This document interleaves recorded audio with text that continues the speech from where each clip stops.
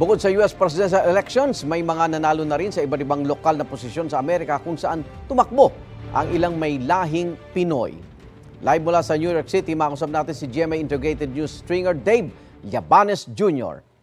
Dave, yung mga PhilAm ba nanalo? Dito sa New York, muling nanalo sa ikalawang termino ang kauna-una ang Filipino-American ng New York State Assembly na si Steven Raga matapos na talunin nito ang kanyang kalaban na si Brandon Castro bilang kinatawan ng District 30 ng Queens County kung saan nakatira ang maraming Pilipino. Igan. At bukod dyan sa New York, may mga kababayan pa tayong nanalo ba sa iba pang state? Sa California, Igan, nanalo para sa ikalawang termino si Jocelyn Manalo bilang mayor ng Daly City. Sa San Diego, nanalo si Tad Gloria bilang bagong mayor.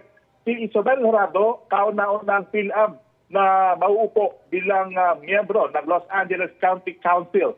Si Christopher Gabaldon, panalo sa California State Senate, at si Jessica Calaso bilang miyembro ng State Assembly.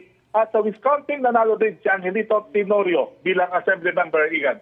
Dave, ano raw plano nila para sa PhilAm community dun sa kanilang lugar? Ang bawat mga nanalo ng Filipino-American Igan ay may kanya-kanya ng plataforma, no? Especially sa Filipino community. Pero siyempre, ang kanilang focus ay mapagsilbihan at mabigyan ng magandang programa ang kanilang mga constituents na naghalal sa kanila, Igan. Congratulations sa ating mga PhilAm na nanalo. Salamat din, GMA Integrated News stringer Dave Llabanes na nasa New York City, USA. Ingat!